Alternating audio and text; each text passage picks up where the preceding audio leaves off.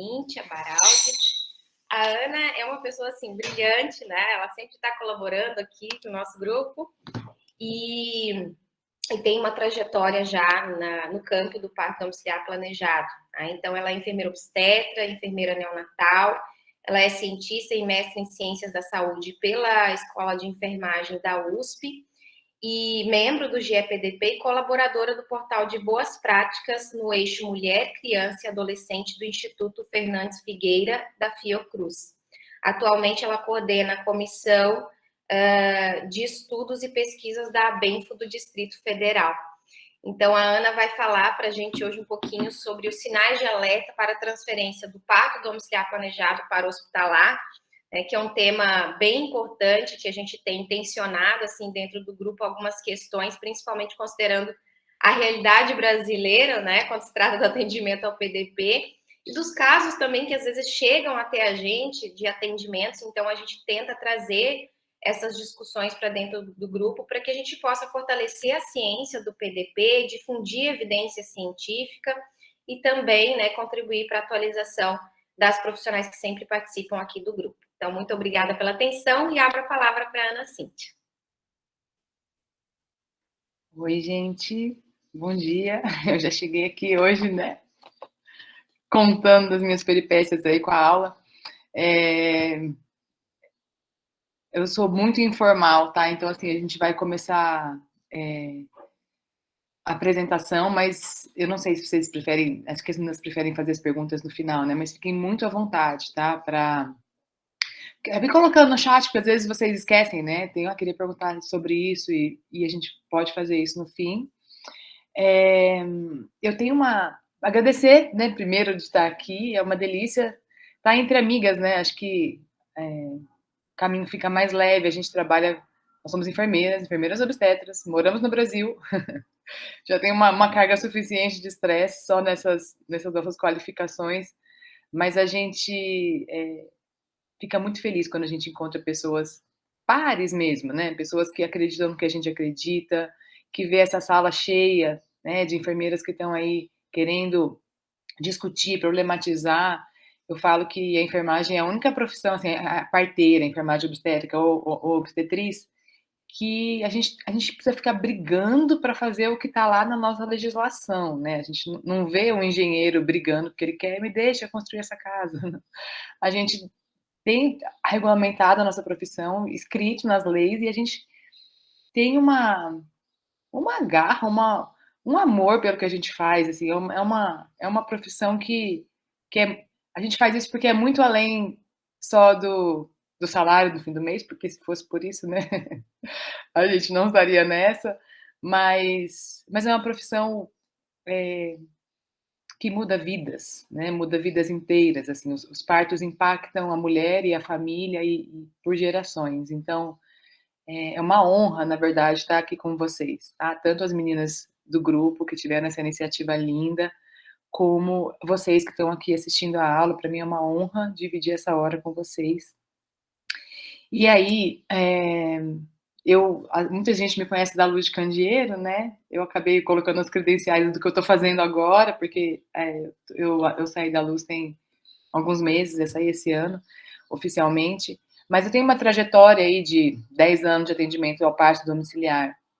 Então, eu vou tentar trazer aqui um pouco para a gente hoje uma mescla, né, do que a gente tem de estudos e de ciência e de protocolos e um pouco da minha experiência prática também, né? Foram mais de 400 partos atendidos nesse tempo, então a gente começa a conseguir juntar um pouco, né, melhor assim a teoria e a prática.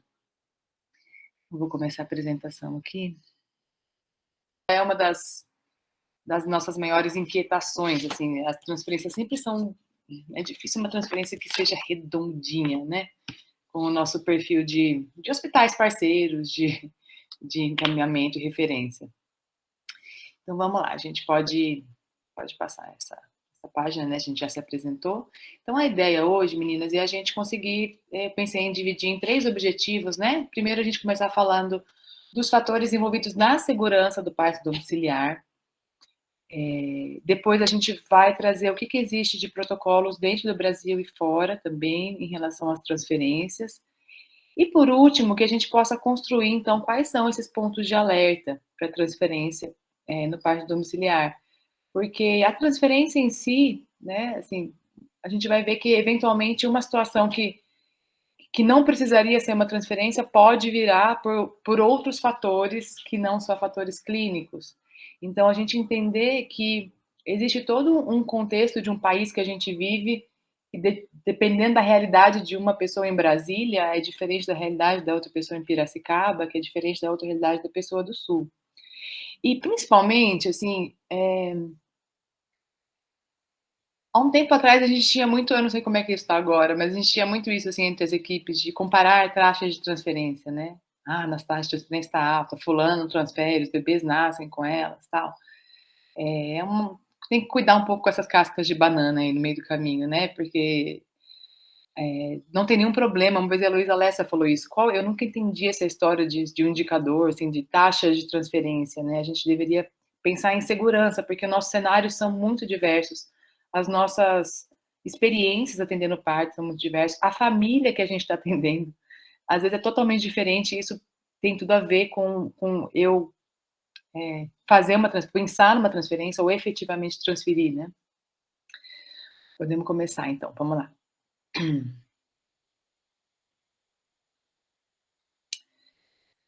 Aí, já vou começar polemizando, né? Eu adoro, gente, e acredito piamente que mulheres sabem parir. Nosso corpo foi feito para isso, né? Nossos bebês procuram a nossa pelve, eles têm um mecanismo muito, muito natural, né? De procurar, de descer pelo canal de parto, enfim. E aí, claro que existem esses partos que são os partos dessa foto, essa figurinha, né? Aquele parto de goleiro, a gente é goleiro, se a gente piscou, a gente perde o neném, né? Porque ele realmente nasce numa fisiologia que funciona muito bem, né? Dentro de um contexto que está muito legal, e é aquele parto lindo da foto, né? E que a gente fala isso, os bebês sabem nascer, as mulheres sabem parir.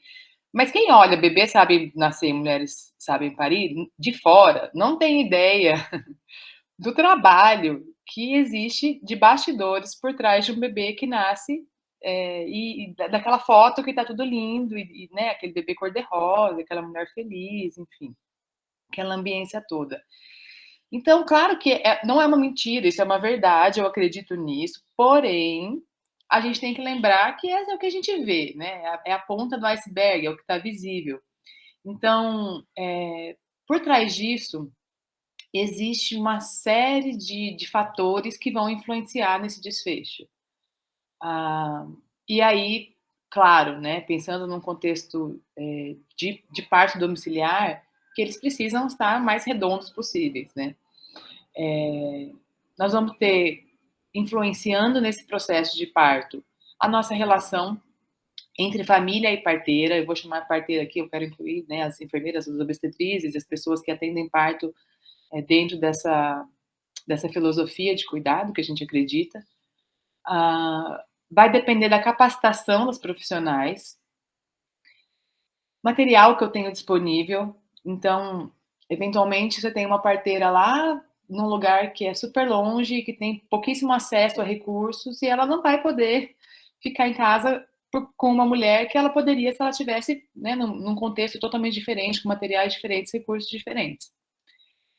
Eu sempre gosto de lembrar que a saúde mental e o descanso da equipe também fazem parte dessa miríade de coisas que precisam dar certo aí para a gente chegar nesse cenário, tá? Claro, quem aqui nunca se viu, e eu vou já me colocar nesse lugar de, ai, tipo assim, aquele parto que tá redondo, ok, mas aquele parto que tá mais ou menos, você não sabe se você investe mais um pouquinho, se você não investe, você fica, mas você tá 3 noites sem dormir, exausta. Como que isso não interfere na sua decisão de transferir ou não? E isso não é só. A gente fala muito isso do modelo médico, né? Do que é mais fácil, o cara faz logo essa cesárea ou acelera esse parto para ir embora para casa. Mas nós somos profissionais de saúde, mas nós somos pessoas, né? E a gente também, quando a gente está exausto, quando a gente está em burnout, quando a gente está com uma outra mulher que trabalha de parto começando e você não tem equipe de backup. Então, assim, a gente se vê muitas vezes nesse lugar de caminhar logo isso aqui, já não tá indo muito bem mesmo, porque daí já libera, durmo. Sim, pode acontecer, né? Eu tô me colocando nesse lugar de que já me passou pela cabeça e já me peguei, tipo, será que se eu não tivesse um outro parto começando em 2 noites sem dormir, eu não teria um pouquinho mais de paciência? Né? Não esperaria um pouquinho mais? Ah, vai depender, né? Para esse bebê chegar lá, durante o trabalho de parto, a gente teve uma avaliação contínua de riscos, né, de bem-estar materno, bem-estar do bebê, desde o pré-natal, mas também no trabalho de parto. A gente depende de uma rede de atenção hospitalar que seja eficiente e que seja integrada. Então, a gente sabe que a gente vive num país que as mulheres são violentadas muitas vezes quando são transferidas. Então, isso também tem o outro extremo, né? Então, eu vou segurar um pouquinho mais, de repente. Ai, porque, putz, eu vou ter que mandar ela para aquele hospital. Ah, não, é para o SUS, ela não tem plano, o plano B não é bom. Então, de repente, vamos tentar mais um pouquinho, né? Então, são fatores que também influenciam a nossa decisão. Transporte disponível e transporte adequado para a gente poder levar ela para o hospital. Então, estou num lugar que se eu tiver uma emergência, o SAMU não chega. A ambulância não entra aqui, eu demora, sei lá, 1h30 para chegar, né? Nem adianta ligar. Ah, ambiência adequada, entendendo a ambiência muito além do ambiente físico, tá? A ambiência é o que se constrói nas nossas relações, enquanto parteira, enquanto família da família, né? Enquanto pressão externa que tem em cima da gente, que está lá no parto domiciliar, dividindo responsabilidade, mas que o peso, né, nas nossas costas é muito grande, a gente não divide isso como uma instituição, isso fica no seu CPF, né, no seu nome. A comunicação com o hospital, eu consigo avisar esse hospital com antecedência e eles me preparam um leito e a equipe, quando eu chegar, tá pronta para receber essa mulher? E claro que a gente vai ter, gente, lá na pontinha, os maus desfechos que acontecem por fatalidades. Então, eventualmente, a gente vai ter tudo isso sob controle, a gente vai ter o timing adequado da transferência, a gente vai ter todas essas coisas que trazem segurança para que esse bebê possa nascer desse jeito, e eventualmente fatalidades acontecem. Mas a fatalidade é uma fatalidade. Ela acontece muito raramente. E quando a gente tem todos esses outros fatores bem documentados, controlados, pensados, a gente consegue lidar melhor com isso, né? A gente está numa posição de ficar menos exposta enfim, a todo tipo de injúria, né, das pessoas, nossa mesmo. E assim, a fatalidade, porque eu tô falando isso porque começa. Tinha uma época aqui, aconteceu várias coisas aqui em Brasília, e começou assim, porque, nossa, perderam 3 bebês no mesmo mês em casa. 3 bebês no mesmo mês? É no mínimo esquisito, né? Alguma coisa. A pessoa tá muito azarada. Se ela perdeu 3 bebês no mesmo mês, é pra ela passar o resto da vida sem perder bebê. Né? Então, vamos olhar como é que é isso, porque o que tá acontecendo? Né? Por que essas coisas estão acontecendo? Então, a fatalidade, ela tá naquele lugarzinho da fatalidade, assim, da exceção da exceção, né? Número de 3 dígitos depois da vírgula, assim. Pode passar. E aí, o que a gente sabe? Em relação à segurança do parto domiciliar, eu coloquei depois as referências todas e elas foram embora nessa perda, né? A gente pode mandar para vocês depois. Mas os estudos que trazem que o parto domiciliar ele é seguro, ele só é seguro quando você tem essa tríade aqui bem equilibrada, tá? Então, primeira coisa, classificação de risco adequada, e isso é uma responsabilidade inteiramente nossa, de quem está atendendo o pré-natal. E aí também, assim, importante que a gente atenda o pré-natal da mulher que vai parir em casa com a gente, não caia de paraquedas no parto. Desde o pré-natal, a cada consulta, a cada encontro e durante o trabalho de parto, porque eventualmente aquele parto está de baixo risco, mas ele pode virar, né, ter alguma complicação ou ter alguma luz que acende ali de alerta que ele pode virar um parto de risco. Outra coisa que é super importante é equipe capacitada com recursos disponíveis. E eu já vou convidar para vocês para ficarem de olho a OMS, com todos os olhos e os dinheiros de investimento atuais estão em formar e capacitar parteiras. E agora, eles estão com uma proposta e fizeram um lançamento esse ano, em março, abril, acho. Tá no YouTube, não tem ele em português, mas tem a transmissão em inglês, com legenda em inglês, né? Do lançamento de a OMS está lançando um toolkit, um kit de ferramentas para formar não, para você vai ter um standard aí uma capacitação internacional, tipo, é um modelo internacional de capacitação de parteiras que está sendo desenvolvido em alguns países. A gente não tem isso no Brasil ainda, não tem isso em língua portuguesa, mas vai ser uma plataforma online de treinamento. Fiquem de olho nesses canais, porque eventualmente tem ferramentas gratuitas e muito legais assim à nossa disposição. Entendendo isso, assim, no lançamento eles publicam artigos, né, e trazem dados que são muito claros, que a gente precisa de pessoas capacitadas para estarem no domicílio. E isso traz segurança. Estar no domicílio, parte fisiológica, o bebê sabe nascer, a mulher sabe parir? Sabe. Mas o papel de quem está lá é garantir, dentro do possível, obviamente, porque, né, a gente tem as fatalidades raríssimas, mas que aquele que sai da curva, você vai enxergar e vai ou trazer de volta para a curva, ou você vai conseguir transferir essa mulher para um cuidado de maior complexidade a tempo dela ter um bom atendimento e um bom desfecho para ela e para o bebê. Então a ideia nunca é chegar no sinal vermelho, a ideia é perceber o amarelo e falar, opa, né, isso aqui tem um desvio da normalidade e tenho acesso. Então essas duas coisas são importantes, assim, que a gente seja capacitada para o atendimento em domicílio, porque não adianta a gente ser capacitada e saber todas as técnicas de intervenção, de aquela, sabe, assim, se eu sou super boa, eu consigo identificar no toque a variedade de posição perfeitamente, eu pego acesso, eu consigo pegar a jugular, eu pego acesso, eu ia falar esqueci como que é o nome, até esqueci o nome, você vê que eu não sou essa pessoa, né? Mas eu não entendo de ambiência, eu não entendo como que eu consigo deixar uma mulher relaxada, eu não dou conta de ver uma mulher parindo sem fazer alguma coisa, né? Entender, respeitar os tempos do parto. É um outro tipo de conhecimento e de saber que a gente precisa ter para atender o parto em casa. Então, a capacitação não é só em como atender uma emergência super rápido, né? Estancar um sangramento, isso é importante, mas tão importante quanto isso são os outros fatores que vão favorecer que essa mulher possa liberar os hormônios que ela precisa liberar, enfim, e ter um parto tranquilo e favorecer que ele aconteça. Esse é o cenário do parto domiciliar, tá? E, claro, inserção na rede de cuidado, né, com continuidade para o cuidado de maior complexidade, que é o hospital. E aí, a gente, no Brasil, vou passar, que eu acho que no próximo slide eu falo disso. A gente tem um furo muito grande nesse lugar aí, porque as enfermeiras fazem um bom pré-natal, as obstetrizes, né, as parteiras, estamos nos capacitando, e como eu disse lá no começo, né, não porque as pessoas estão nos capacitando, porque a gente está correndo atrás, porque a gente está indo atrás de curso, porque a gente está de olho no que está acontecendo lá fora, está indo em congresso, tá fazendo essas reuniões aqui, né, no grupo de estudo, estudando parto domiciliar, estamos aqui reunindo pessoas do Brasil todo online para falar disso,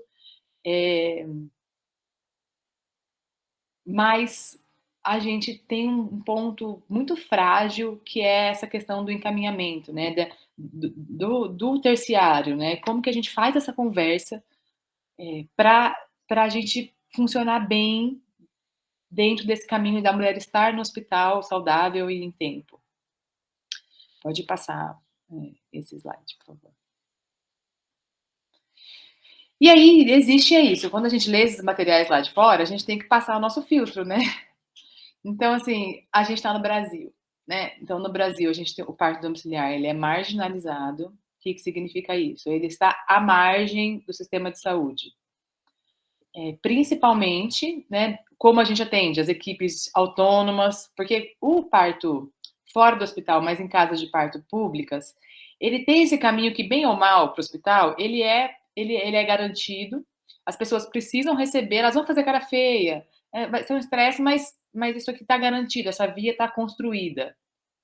dentro do sistema público, isso é muito mais difícil. Ou, desculpa, meninas, o sistema privado, que é onde a maioria de nós trabalhamos, né? As pessoas que estão lá, é um plantonista, normalmente no hospital, ele não se sente vinculado àquele serviço e muito menos vinculado à responsabilidade da continuidade daquele cuidado. E ele, né, é uma peça fundamental, essa peça aqui desse lado. Então, esse é um problema, assim, quando a gente fala que está às margens, acho que um grande desafio é colocar o parto extra-hospitalar dentro do sistema de referência e contra-referência de uma maneira formal, que foi o que a gente conseguiu fazer com a Luz de Candeeiro, enquanto casa de parto, mas isso é uma das maiores dificuldades, assim, que eu vejo, em geral, é a questão do encaminhamento. Então, isso precisa ser levado em conta na hora da gente saber se essa luz aqui está vermelha, se ela está verde, eu posso continuar. Opa, isso aqui é um farol amarelo, né? Então, qual que é o plano B dessa mulher, né? Se eu precisar transferir, como que tá? Qual é a dificuldade? Quanto tempo eu vou levar para ela efetivamente receber cuidado? Somos perseguidas, né? Então não tem como a gente... Nós e os profissionais, porque além de nos perseguir, agora perseguem os profissionais que são parceiros, os médicos e médicas que ficam, né, de backup ou que apoiam esse modelo. Vejam o que está acontecendo no Sofia Feldman e com vários outros colegas aí, amigos que estão perdendo os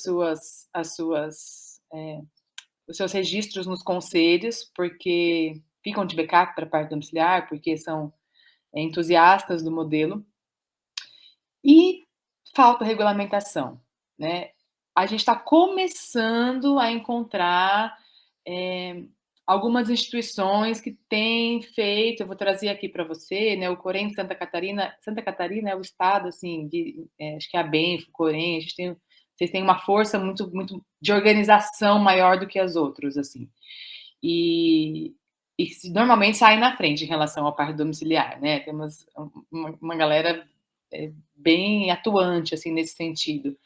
Mas as regulamentações oficiais que a gente tem, os documentos do Ministério da Saúde, as coisas que estão mais altas, né, do próprio Conselho de Enfermagem, eles ainda carecem muito de regulamentação, né, em relação ao parto domiciliar.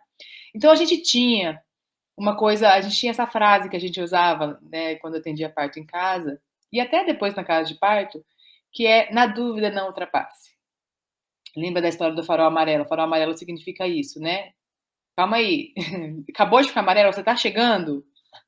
Beleza, é melhor ser acelerado que a pessoa bater em você, né? Então, tem um batimento cardíaco que tá esquisito, você não tá tão tranquila com aquilo, mas o bebê tá nascendo, é melhor que ele nasça aqui, porque não posso botar esse bebê no carro, nascer no meio do caminho, que eu não tenho o que fazer com ele.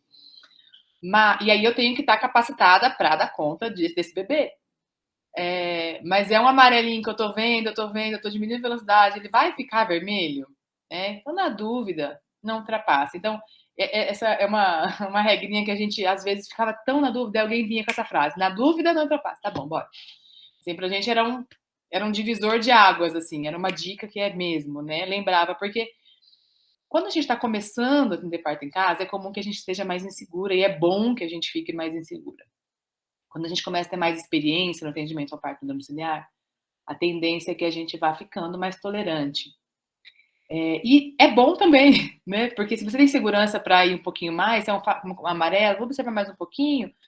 Ok, acho que a experiência dá para a gente esse lugar de poder fazer isso. Mas, quando mesmo nesse lugar a dúvida chega, e é bom que ela chegue também, não ultrapasse, né? Independente do lugar que você está. Pode ir para o próximo. Aí, gente, eu adoro ter amigas que são referências bibliográficas. Lembra que eu falei para vocês? A gente tem poucos estudos no Brasil, tem uma tese da Joyce, que é bem legal, mas a gente tem... a gente não consegue ainda ter dados oficiais, robustos do parto domiciliar no Brasil, que seguem os mesmos protocolos. Nós vamos ter um ou outro artigo, um ou outro estudo, mas a gente não pode, dentro desse sistema que come a gente, que a gente acabou de ver, né, no Brasil, que as pessoas nos perseguem, que nós somos marginalizadas, a gente não pode falar, mas fulana publicou um artigo lá, porque lá no Sul os números foram tal. Tá, ele é ótimo, isso serve para várias coisas, e é assim que a gente vai fomentando as mudanças, mas procurem sempre o que a gente tem de mais oficial, né? E aí, assim, eu acho sempre incrível, assim, quando a gente consegue emplacar uma publicação, ou fazer um protocolo, ou colocar em algo que seja da ABEM, da ABENFO, do Corém, do COFEI. Então, procurem essas bibliografias. E aí a gente tem aqui uma publicação da Júnia, né? Que é uma publicação super legal. Eu coloquei uma foto dela aqui, mas o link, a referência está aqui embaixo. Eu não sei se a Júnia pode, de repente, compartilhar também, né? Ela na íntegra. Vale a pena olhar todo mundo, tá? Que está começando. Eu destaquei algumas coisas que eu achei muito legais. A primeira é que essa publicação que na situação de emergência, a decisão nossa, da enfermeira obstetra, da obstetriz, ela é soberana na tomada de conduta ou na decisão se vou transferir ou não. Ai, Ana, mas e a decisão compartilhada?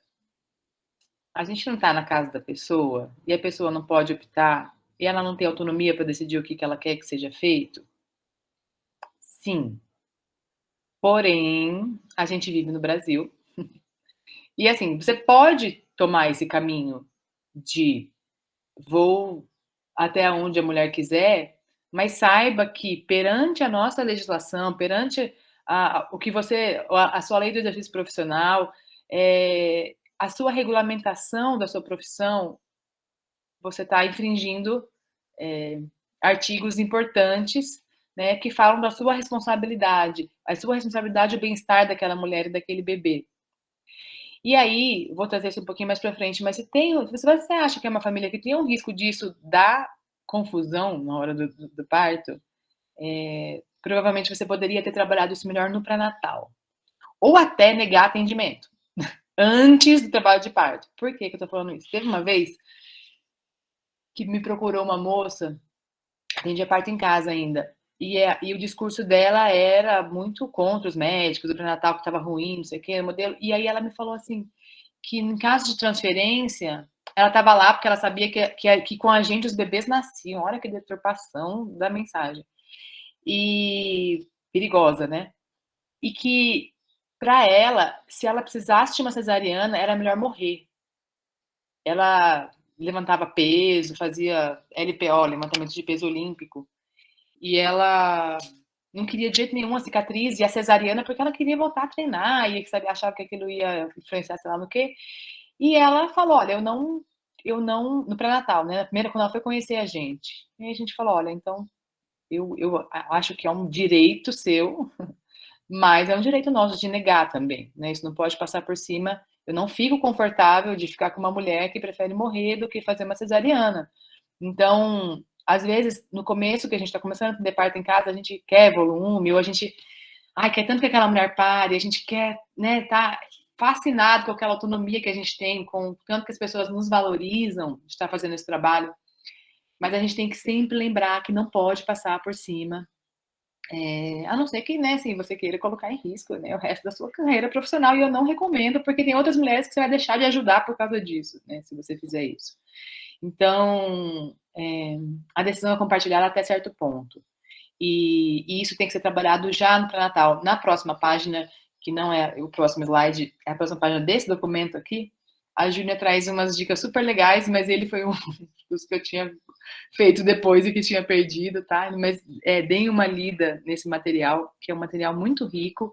E é isso, é um material publicado numa revista com a chancela da ABENFO, né? Essa coisa da ABEM, na verdade, né, Júnia? A Seção Brasileira de Enfermagem. Então, a gente tem um peso importante nisso, assim, vale a pena, tá? E aí, em relação a consenso, assim, esse é o protocolo de transferência que todo mundo deve seguir, a gente não tem isso nacionalmente, tá? A gente não existe. Internamente a gente não tem. Pode passar. Aí, né, Santa Catarina, eu ainda vou acabar minha vida aí, eu acho. O Conselho Regional de Enfermagem, o COREN de Santa Catarina, tem esse parecer técnico publicado que vocês acessam o PDF na íntegra também nesse link aqui, né, nesse endereço, que ele traz os critérios de elegibilidade, ele traz material mínimo, ele traz equipe mínima, é tudo, organização do trabalho. Fala uma coisa que é super legal, que é a questão de se atentar para ter a visita domiciliar entre 36 e 37 semanas, mas para verificar condições de moradia, se a pessoa tem os materiais do parto que você pediu para ela providenciar, como que eu chego no domicílio, como que eu acesso a esse lugar, qual que é a distância no hospital. Então, a nossa função, ela não pode ser só apaixonada, né? Nós somos apaixonados pelo que a gente faz, mas a gente tem um papel muito técnico de olhar para aquele cenário e pensar, nossa, como que entra uma ambulância nesse lugar? Eu já atendi partos em zona rural que tinha umas vossoroca, aqueles buracos, né? Fala, gente, o meu carro, assim, se chover, se for um dia de chuva, eu não chego.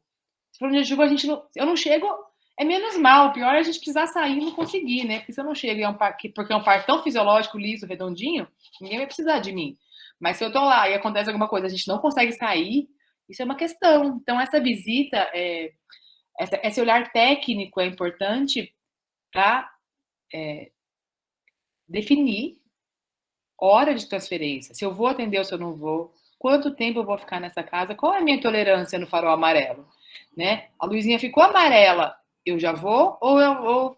E esse é um trato que eventualmente a gente pode fazer com as mulheres, de preferência por escrito. Então assim, olha, a gente tem um acesso um pouco mais difícil aqui, um pouco mais difícil, tá? Não é aquele lugar que não dá para chegar. É um pouco mais difícil, então assim, vamos para um parto que tem que ser redondo. Se ele ficar oval, a gente vai para o hospital.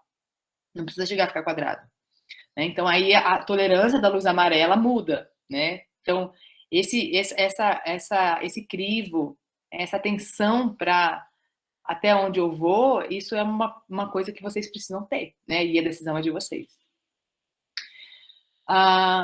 Eles falam também que aquilo que eu trouxe, né, que o planejamento do encaminhamento deve ser discutido e esclarecido antes do parto. O documento da Júnia também traz isso, da revista da ABEM, que é no pré-natal, é plano A, plano B, é plano A, parto em casa, é plano B, transferência e parto normal, plano C, transferência e cesariana, né, tem todos os cenários, transferência numa emergência, no pós-parto, do bebê.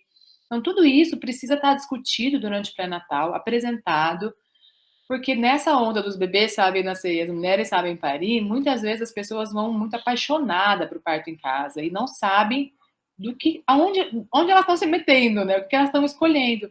E isso é importante para a nossa segurança também profissional, para a segurança dela, do bebê dela e para a nossa segurança profissional.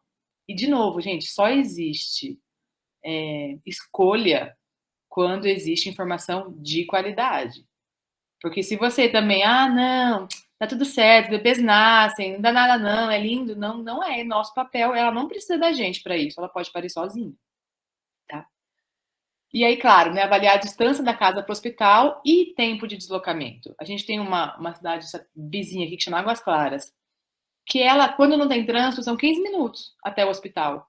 Mas na hora, mas sempre tem trânsito nas horas, aquelas cidades satélites, né, que todo mundo mora lá, mas trabalha aqui. Então, assim, hora de deslocamento de escola e trabalho, ou de manhãzinha ou fim de tarde, é impossível, a gente leva 2 horas para chegar, porque um percurso de 15 minutos.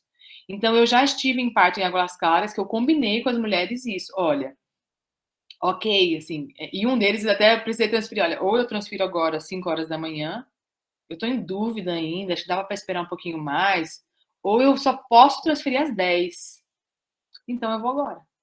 Então, assim, pode ser que você vá para o hospital um pouco antes, se a gente precisar ir para o hospital, porque a gente pode mudar esse tempo de deslocamento de 15 minutos para 2 horas, né? Faz muita diferença isso.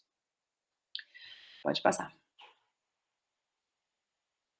Ai, gente, vou pedir desculpa por esses escritos todos, que foi isso, né? Aí hoje de manhã eu copiei e colei, assim, pá, né? Pra conseguir pelo menos trazer para vocês as coisas que eu perdi.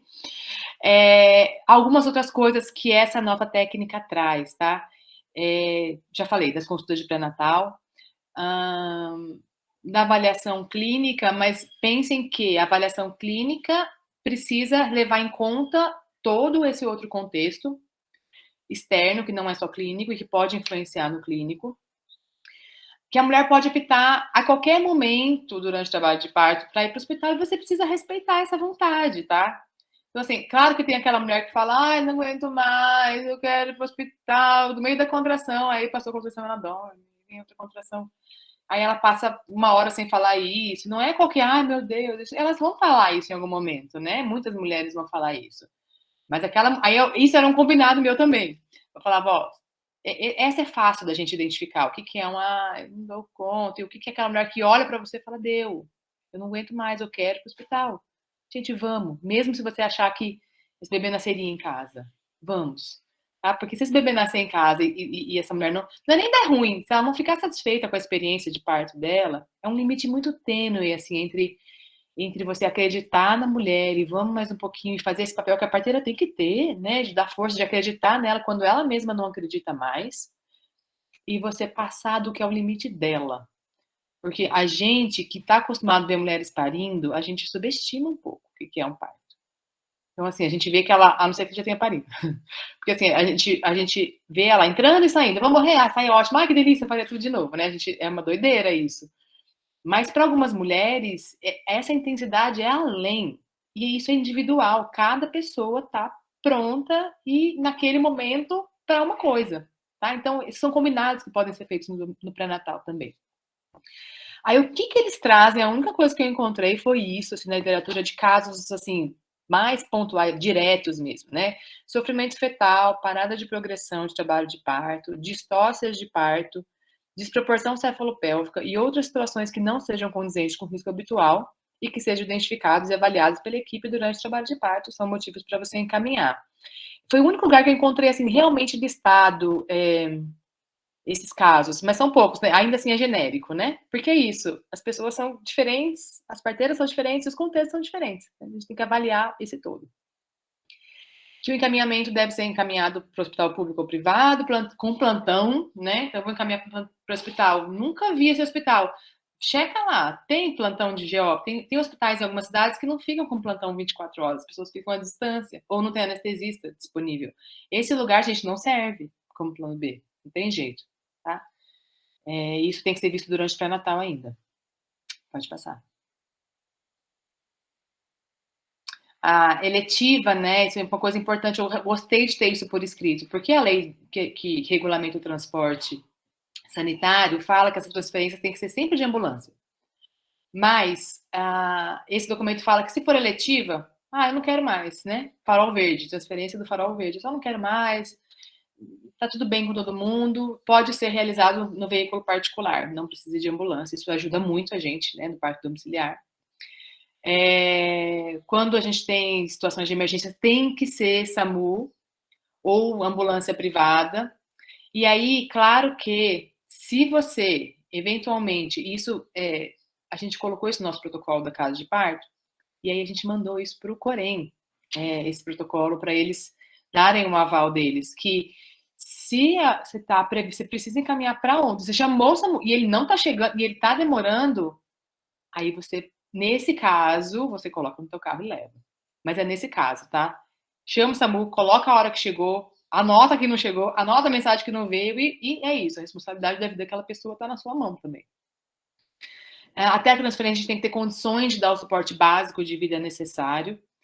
E aí, sempre documentado, tá? Não adianta nada eu falar o que eu fiz nesse cenário de que o parto lembra, marginalizado, perseguido. Então, quanto mais coisas por escrito anotadas, melhor. A gente precisa ter isso, passar o caso, de preferência ter um modelo de encaminhamento que eles trazem como anexo também nesse documento. Pode passar o próximo que eu trouxe isso, tá? É bem simples, porque tem que ser simples, porque nessa hora da urgência não dá para você ficar fazendo um relatório gigante. Mas por escrito, por que ela está sendo encaminhada, resumo do acompanhamento, tá, o bolso rompeu tal hora, o BCF estava bom até tal hora começou a acelerar, foi feito isso, tem que ter isso. E carimbado e assinado, né? Não tem essa de vai lá para o hospital agora, porque se você chegar comigo, eles vão saber que estava num parto em casa e aí você vai sofrer violência. Não dá, gente. Por pior que seja esse cenário, a gente precisa acompanhar essa mulher, essa família até o fim, porque é nossa responsabilidade que ela chegue bem E nem que eu não consiga entrar no hospital, que não me deixem, eu preciso passar o caso, carimbar e assinar. Né? Se der alguma coisa ruim nesse parto, se você tiver uma questão jurídica, você precisa desses atestados de boa-fé, tá bom? Tem um outro que também estava aí na mão, só fiz hoje de manhã, já no concerto, mas tem um outro para o bebê que estava do lado. Mas no mesmo documento você acessa os dois, tá? Da transferência de recém-nascido. Pode passar. E aí, vamos lá, né? Ministério da Saúde é o que a gente tem que mais dá respaldo para o que a gente faz. E nessas diretrizes nacionais de assistência ao parto de 2016, ele traz essa frase que a gente precisa, no caso de parto extra-hospitalar, você tem que assegurar que todas as mulheres que optem por esse tipo de parto tenham acesso em tempo hábil e oportuno a uma maternidade, se houver necessidade. Aí ele vai falar depois do que é. Mas o assegurar, eu quis trazer essa frase, vou contar um exemplo aqui muito rapidamente. Na casa de parto, na Luz de Candeeiro, a gente atende só particular. E aí, que a gente estava com uma questão de querer começar a transferir para o SUS também, essas mulheres que não tinham plano de saúde. Elas conseguem pagar o parto com as enfermeiras, mas elas não conseguem pagar o hospital particular, internação, caso ela precise. E aí, elas queriam, né, vamos começar a atender o SUS, conheço fulano, o SUS tem que atender, eles têm obrigação. Se eu chegar para lá, eles não podem negar atendimento. Mas eu preciso assegurar que ela vai chegar em tempo hábil e oportuno. E se eu tiver um barraco desse na frente do hospital, e isso demorar, e o pessoal que estiver lá de plantão dificultar a minha vida, e eu não duvido que isso aconteça, eu não assegurei que ela está sendo cuidada em tempo hábil. Aí entramos em contato com o SAMU, com a nossa ambulância, a gente tem uma ambulância privada, né, que é um contrato, né? Aí a ambulância privada é o seguinte, eles só podem tirar a mulher de uma instituição privada para levar para a pública se a vaga estiver regulada. E ninguém regula a vaga de hospital público para privado. Deveria, né? Aqui em Brasília, pelo menos, não acontece isso, mas na prática não acontece. O cara fala, olha, na boa, eu não garanto que ela chega lá, que eu chego e eu não posso tirar ela daqui se alguém não me der um ok da vaga lá. E o SAA poderia pelo SAMU. O SAMU, um monte de coisa na rua aí para atender, última coisa que eu vou garantir é que ele chegue rápido no meu serviço privado. Então, assim, pode ser que ele chegue, pode, mas eu garanto? Eu não garanto. Eu asseguro, eu não asseguro, gente. Então, se eu não asseguro, eu sinto muito, dá uma dor no coração. Aí eu comecei um caminho de marca reunião com Rede Cegonha, apresenta o projeto, vai no hospital, aí conversa. Assim, tem um caminho que é longo, tem 2 anos que está correndo e isso não está pronto ainda. Mas esse é o caminho correto, tá? Assim, eu não vou poder atender mulher que vai para o SUS se eu não garantir que ela ou o bebê dela chegue em segurança para o hospital. Vou perder parto, vou perder cliente, a gente vai falar mal, porque é elitista, né? Mas é uma responsabilidade muito grande nossa, e isso está escrito, né? Então, assim, a gente precisa estar ciente dessas legislações, dessas regulamentações que existem. São poucas, mas é isso que tem, então vamos, né, a gente tem que cumprir. Pode passar. Internacionalmente, a gente encontra bem mais coisas, assim, essa que a gente encontrou, né, de Santa Catarina, a gente encontra várias associações, porque lá fora as parteiras são muito fortes, tem várias associações de parteiras que trazem protocolos para deslocamento do parto domiciliar. Eu trouxe esse que até a Júlia cita, né? A Júlia cita no trabalho dela, na publicação dela, que é do estado de Washington. E ela traz coisas que também estão lá, né, nesse nacional, lá na publicação da ABEM, da Júnia, que é a importância de você criar canais de comunicação e de alerta com o hospital, da gente ter o acesso agilizado aos profissionais, essa é a terceira demora, né? Assim, vocês conhecem o conceito das 3 demoras da morte materna? A primeira é a demora da pessoa reconhecer que alguma coisa está errada, procurar atendimento. A segunda tem a ver com a peregrinação, então, desde que ela reconheceu que está errada, ela conseguir uma vaga no lugar, então ela saber para que hospital ela vai, ela ter a vaga dela garantida, ela ter transporte para chegar lá, ter alguém que leve ela, enfim. E a terceira demora é da hora que ela chega na instituição até ela conseguir efetivamente atendimento. E essa é onde a gente concentra os maiores números, maior número de casos, né, de de falhas, nessa terceira demora. Então, não é rápido, gente, não é rápido. Tá no hospital e não sei como que é aí, mas aqui, se você tá dentro do hospital e tem uma hospital privado, né, geralmente o que a gente encaminha, até ela conseguir estar numa mesa de cirurgia e das pessoas disponíveis lá, o anestesista disponível já demora, ainda mais, imagina, sair de casa, né, ir para lá. Fala da documentação, né, que a gente também já falou, discutir esses detalhes da evolução com a mulher, família e equipe, então está bem dentro do que falam essas diretrizes internacionais, o caminho que se tem tomado por aqui também, né? E uma coisa muito legal, se a gente conseguir fazer isso, são os processos de discussão de casos, assim, depois que aconteceu a emergência, sentar todo mundo e falar, o que aconteceu, que hora saiu, a gente anota o horário lá, né? Chegou tal horas, a ambulância chegou tal horas, primeira transferência que a gente teve, a pessoa não sabia a pessoa lá de dentro não sabia que documento que precisava, que a gente já tinha vaga garantida. A gente construiu tudo com o hospital privado, mas a pessoa lá de dentro da instituição da ambulância que atendia o telefone não sabia. Aquilo atrasou 15 minutos nessa transferência. A gente sentou todo mundo, identificou onde estava a falha. Olha, não pode acontecer. Então, isso tem que ser uma vigilância constante. Eu gostei dessa.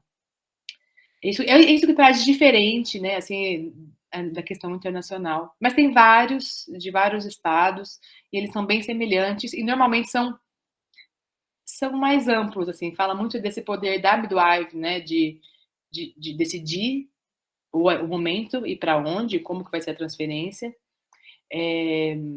mas também não tem muito, assim, nesse caso, alterações do bem-estar da mãe e do bebê, né, aquelas coisas que a gente sabe.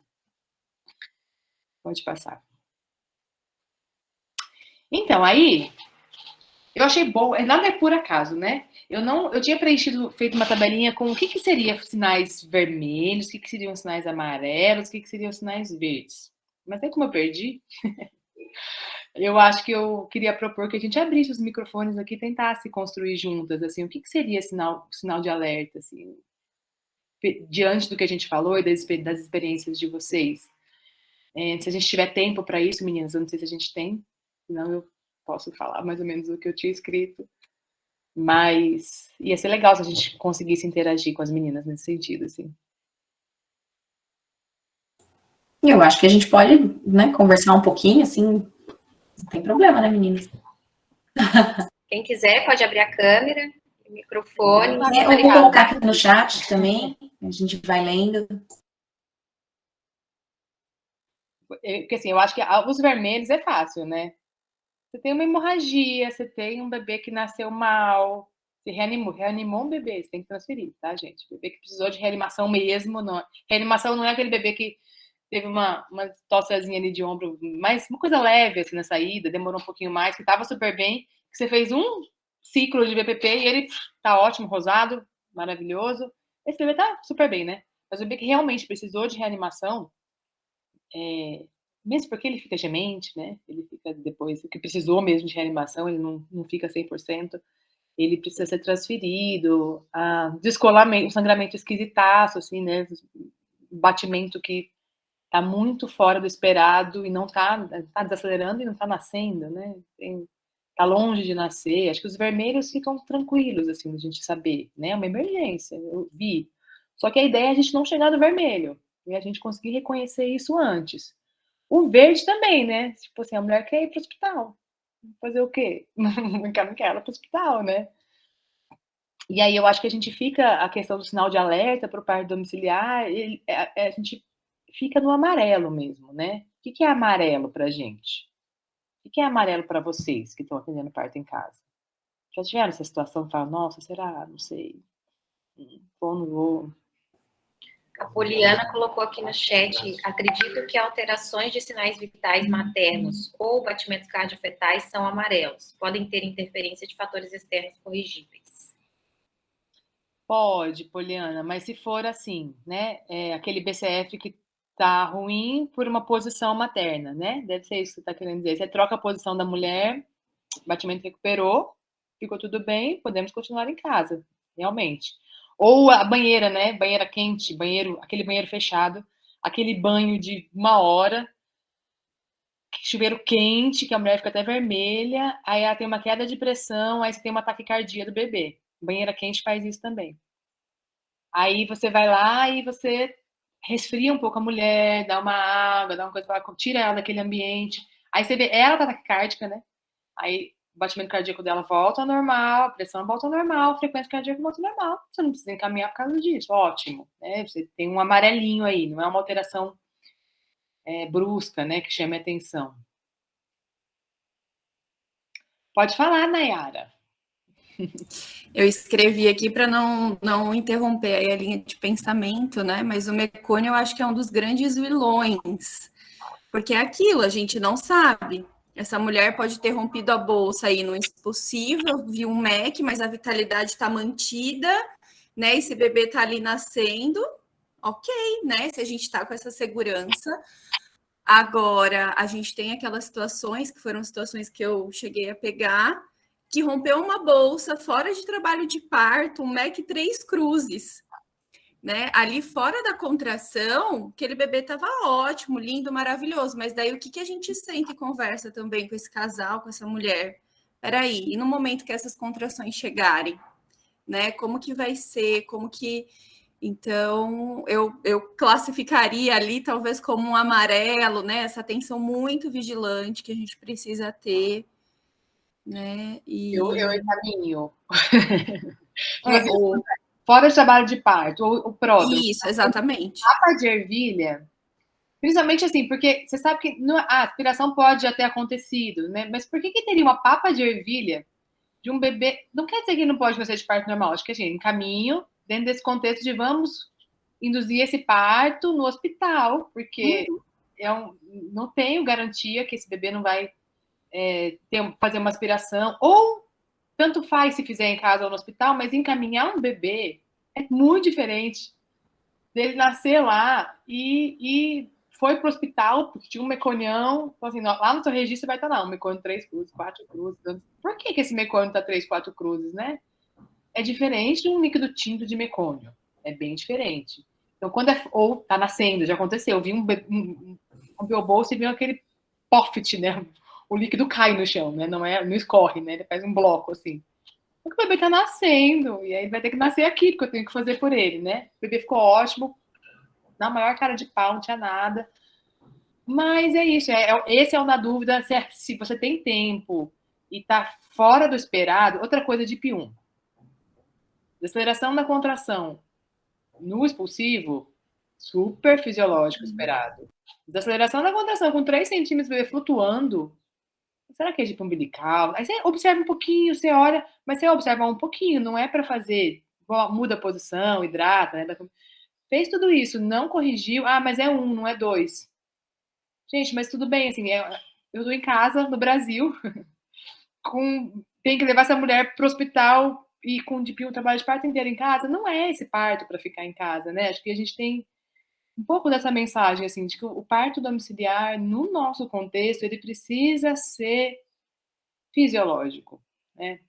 E que a gente possa, assim, usar as questões, os nossos saberes para corrigir algo que está saindo da linha, para observar um pouquinho mais, mas que essa tolerância, ela tem um limite. Pelo contexto que a gente vive. É aquilo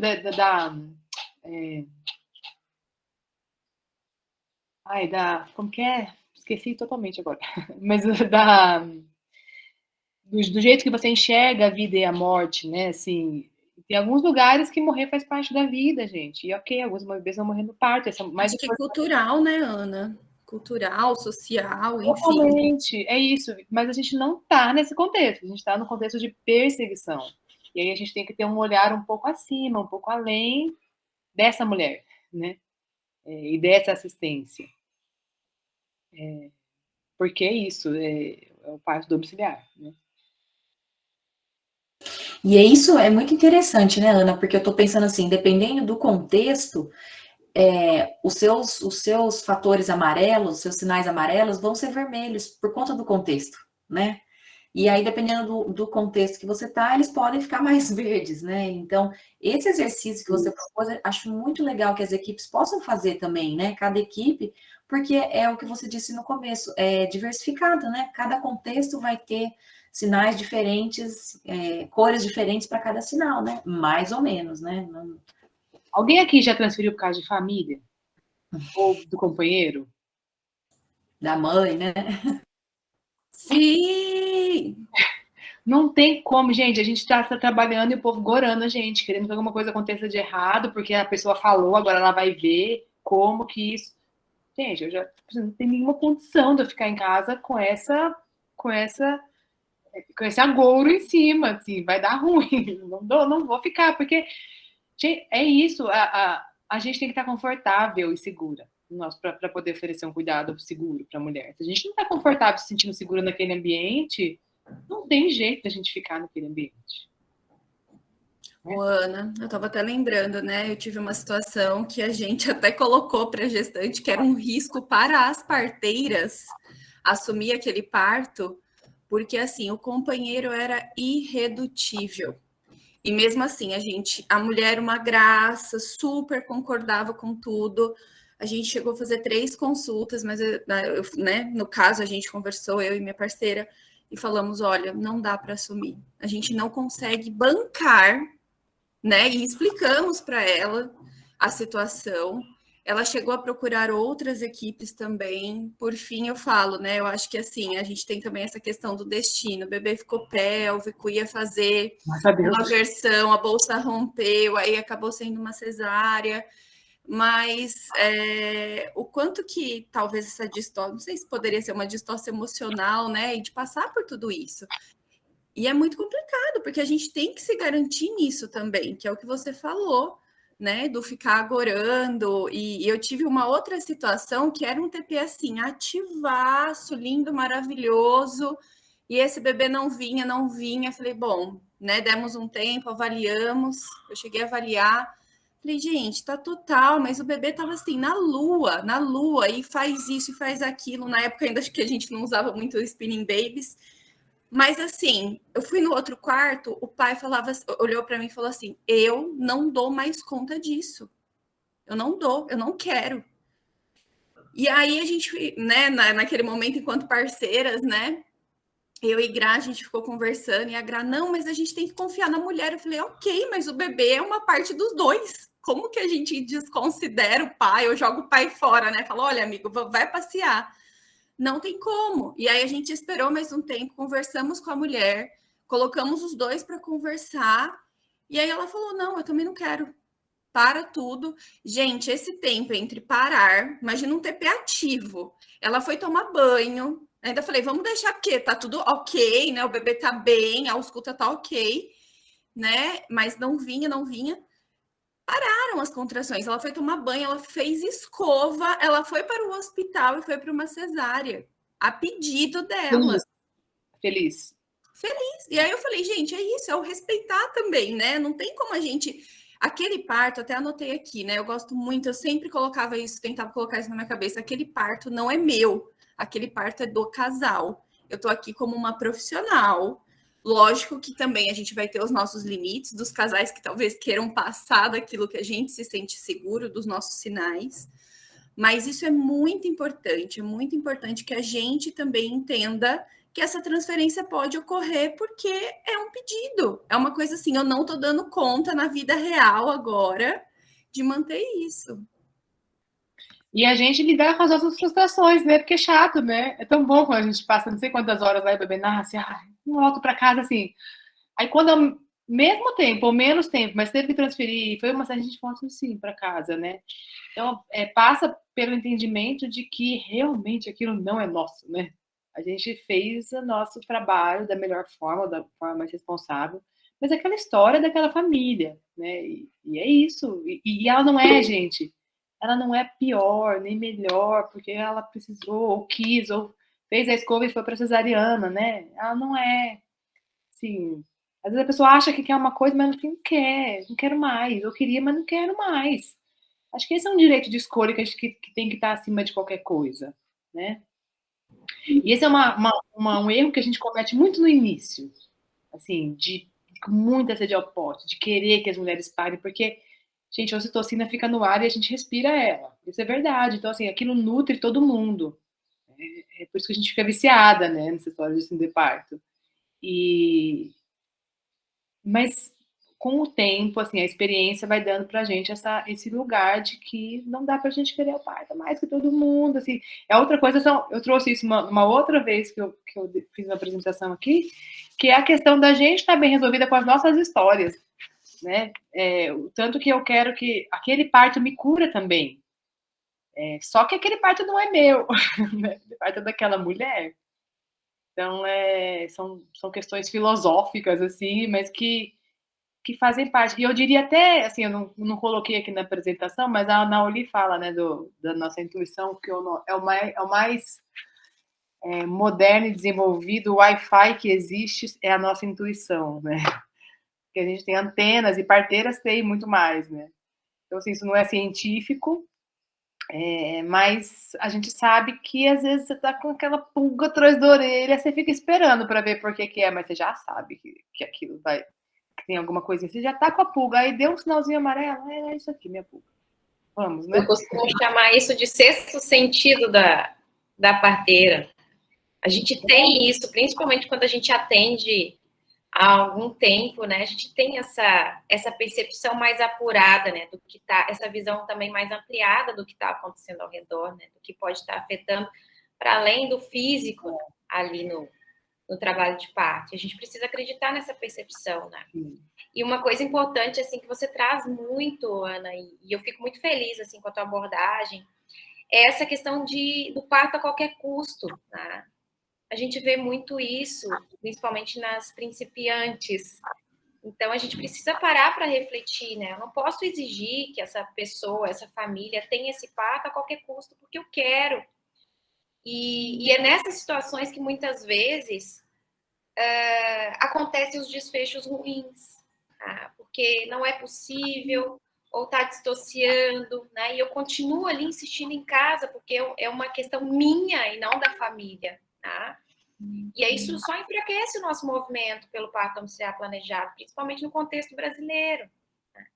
Então, aqui no grupo, assim, quando a gente recebe algumas histórias, alguns casos de mulheres e bebês que têm desfechos ruins, e você consegue identificar que a equipe estava insistindo num parto que não era para acontecer no domicílio, a gente se preocupa muito, tá?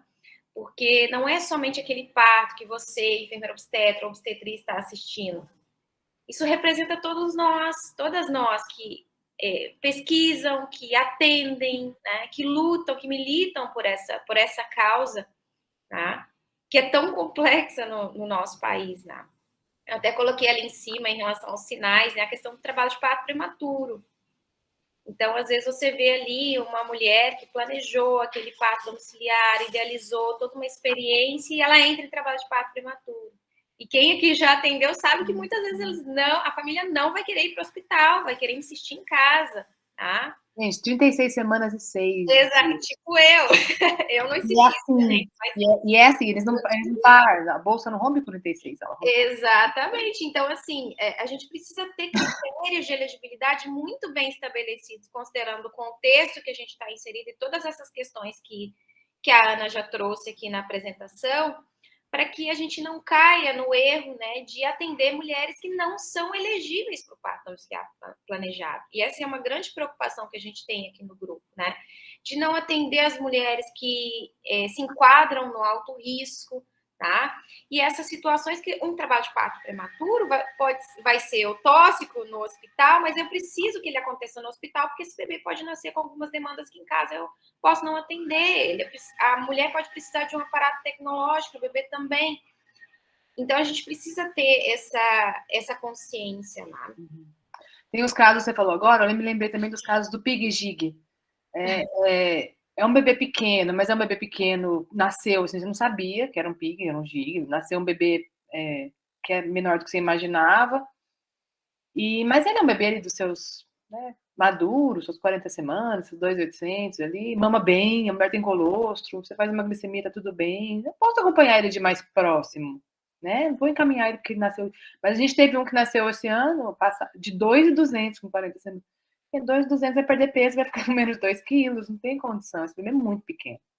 A gente encaminhou para acompanhamento pós-parto de segmento, claro que ele fez icterícia depois, ficou internado uma semana lá, Mas é um bebê que vai precisar de uma estrutura de acompanhamento pontual por mais de 24 horas ali, que eu não vou ter, porque a não ser que eu vou ficar na casa da mulher, me mudo para lá e vou ficar acompanhando esse bebê, e se tiver alguma alteração eu encaminho, mas não é o nosso cenário, né, gente? A gente, né, a ideia é que a gente, assim, de vez em quando aparecem uns casos que você fala, nossa, nunca tinha acontecido. Podia ter uma febre pós-parto.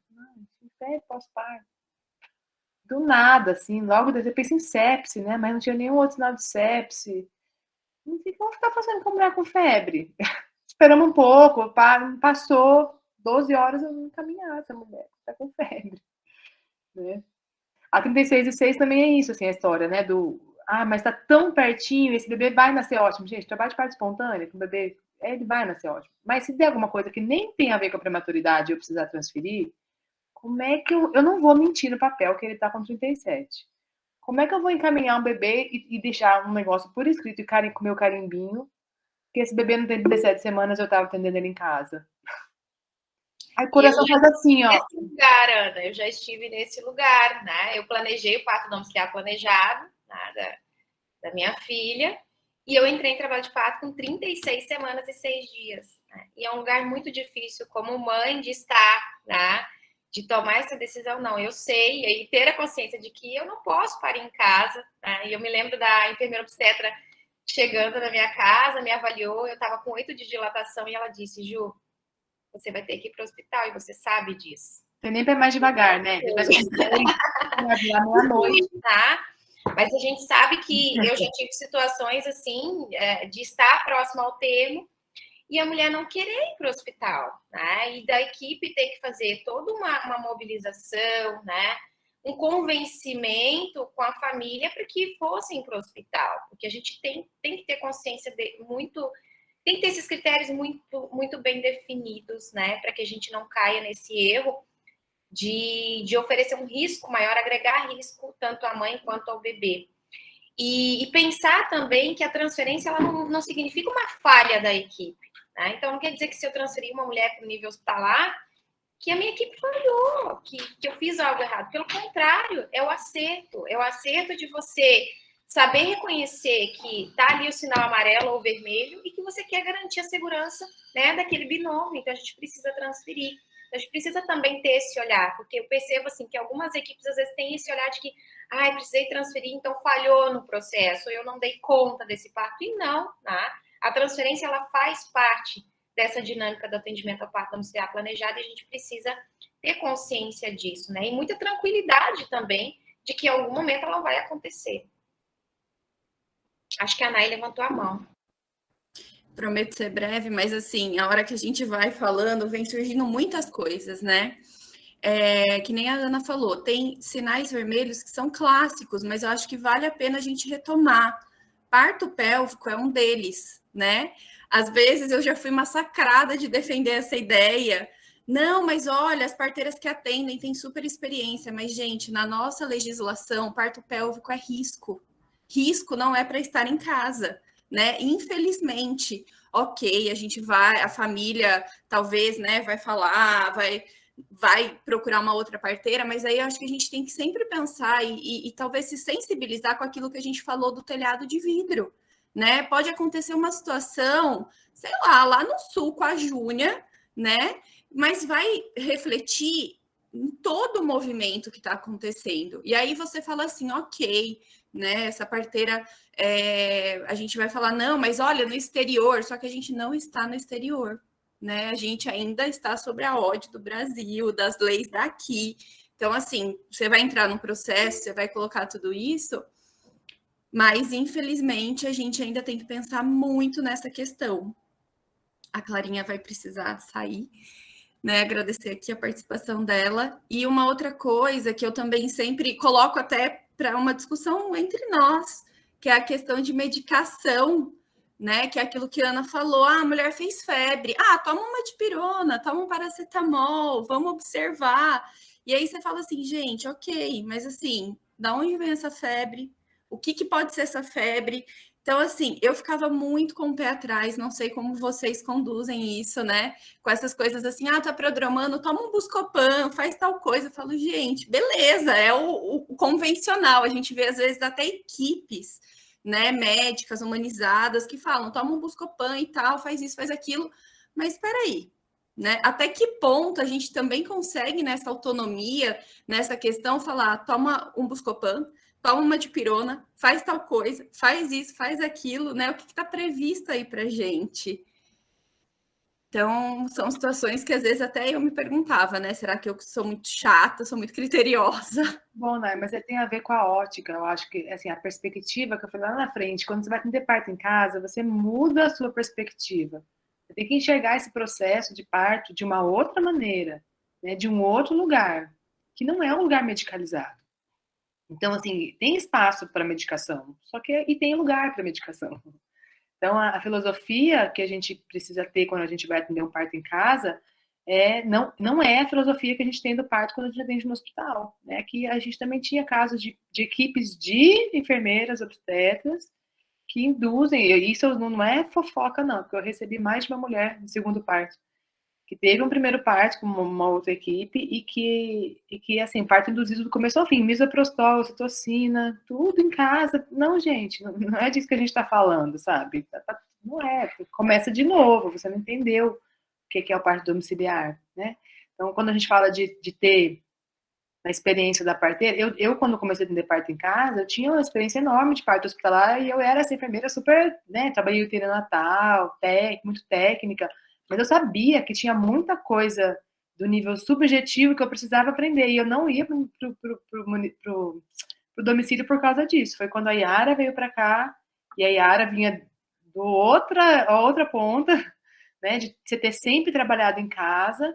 E aí eu fiquei como aprendiz da Yara, assim. A gente fez uma dupla, mas eu tinha muito claro que eu tinha muita coisa para aprender nesse processo, né? E sou extremamente grata para ela, eternamente grata por isso, porque a gente é formada num modelo que é medicalizado, né? E nosso sistema de saúde, a gente faz estágio na faculdade, onde a gente faz...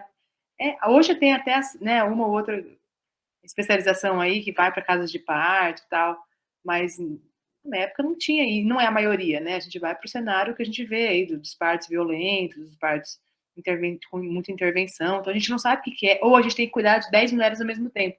Sabe o que é sentar e passar 12 horas vendo uma mulher parir? Aí você passa mais 12 horas vendo, olhando, aí você vai, olha. Aí você começa a perceber coisas que você não precisa examinar, você começa a perceber sinais que está evoluindo, ou de sons que são diferentes, ou de comportamentos que falam, bebê, parto muito dolorido, é isso, um pródromo muito longo e dolorido. Hoje, para mim, não é Buscopan, é por que tá dolorido com esse pródromo? Não é para ser dolorido assim. Alguma coisa está fora do lugar, né? Vamos ver o que está acontecendo. E aí, vamos ver o que está acontecendo, passa pelas questões físicas, mecânicas, né, anatômicas, e passa pelas questões do coração. Então, eu imagino que essa mulher que vai para um parto em casa e sabe que o marido está super contra, tá botando pedra, que tá com medo que a mãe vai vir e vai não sei o quê. Gente, como que ela distensiona, né? Isso dói mais. Então, é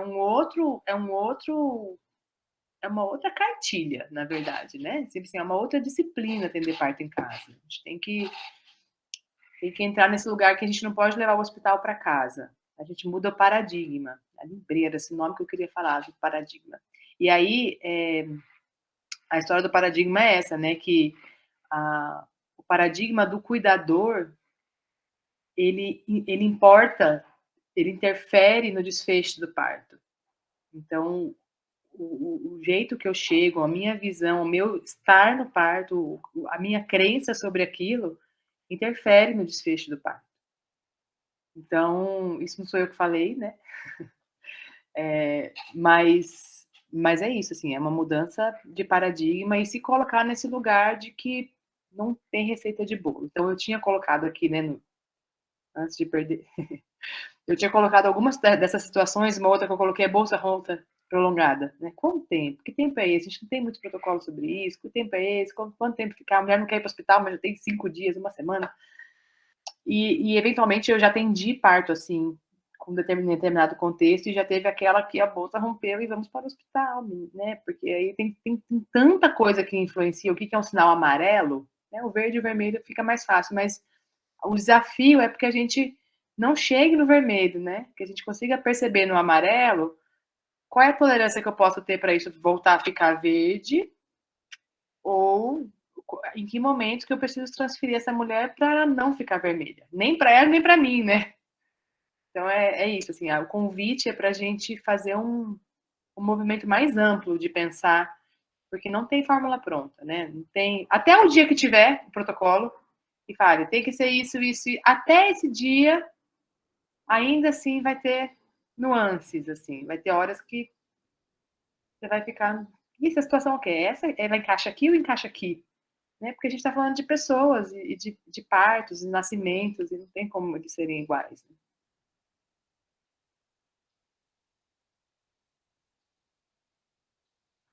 Pronto, acabou mesmo.